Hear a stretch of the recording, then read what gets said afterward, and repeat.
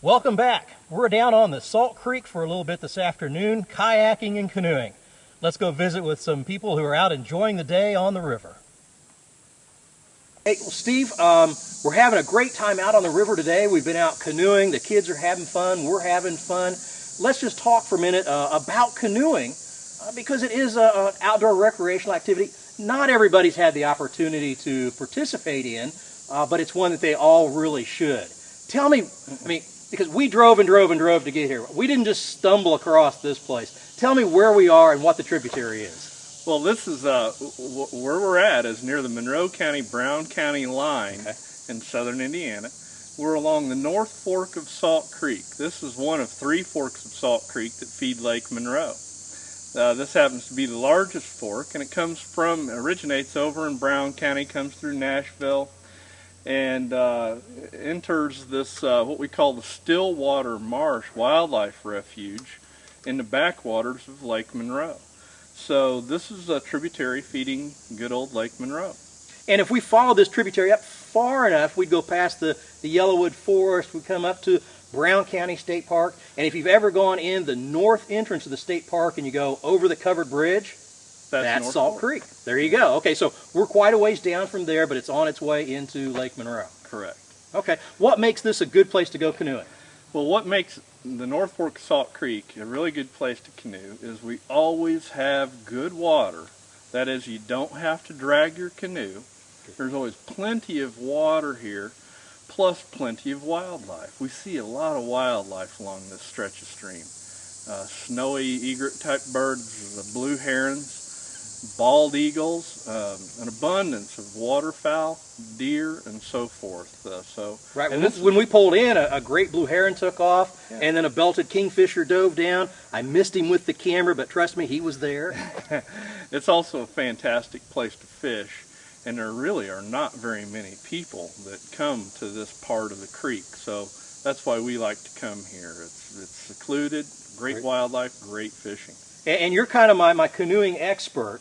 You're the owner of Most High Adventure Outfitters, and you rent canoes and kayaks and mountain bikes, and so you bring people out here to go canoeing on this stretch of the river. We sure do. Okay. And so there's a really nice put-in point where we put folks in, and after about a 4-hour canoe trip, they're down at Pine Grove Launch Ramp at Lake Monroe, where we pick them up, and they can fish along the way, picnic along the way, and have just a fantastic time paddling a canoe, enjoying the outdoors. So you will bring them out here, give them some safety instructions, a little technique about a J-stroke and a bow paddler versus a stern paddler, and put them in the river, and 4 hours later pick them up downstream. That's right. I can't think of a better way to spend a day, especially one like this, than out on the water. Well, for those that don't know much about canoes, tell me a little bit about the basic construction of a canoe. And I got to tell you, I'm an old town canoe guy from way back, so I like your choice of canoes. Well, we like old town canoes also because we like a canoe that's made out of a synthetic material because it's a metal boat is really cold or hot to your feet. It's noisy when it comes time to fish. They're heavy and they don't maneuver quite as well as a boat made out of synthetic material. Here we have, these are called thwarts, the wood thwarts that give the boat rigidity.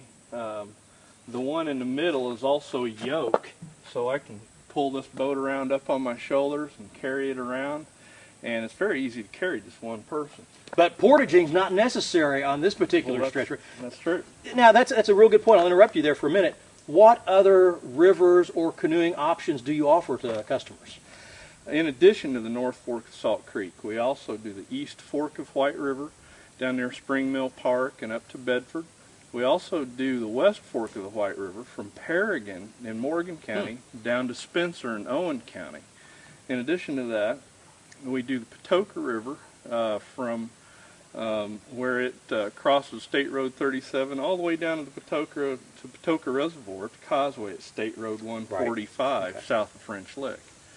So we do several streams, and the reason we do several streams is because there's always folks, say, staying in French Lick that want to do something near there, or Brown County State Park that want to do something near Brown County, or something near Bloomington. So we try to go to where the customers are.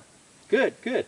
And back to the canoe then, of course, you know, originally there were birch bark canoes. I remember wooden canoes, and then we went to the aluminum canoes, and everybody thought that was great. And now you're talking about, now they're going back to synthetic, because they don't overheat, they don't get too cold, they don't burn your hands when you get in. The flat bottom gives you a fair amount of stability. Very stable. You don't want to be standing up in a canoe other than entering and exiting. Correct. But overall, they're fairly stable so that anybody who's not experienced doesn't have to worry about falling out. Correct. Steve, there's probably different options for lengths of trip for people. Half day, full day. Is there a 2-day? Tell me what choices people have. Yeah.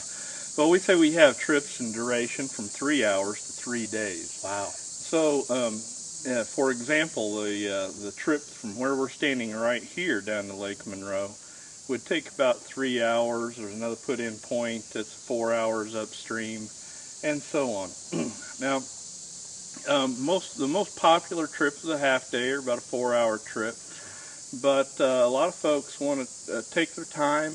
They want to go swimming. They want to picnic, and so they enjoy, say, a 6 to 8 hour or a full day trip. Right. Now, in addition to that, down further in Lake Monroe and down at Lake Patoka, we have trips that are from overnighters to 3 days duration.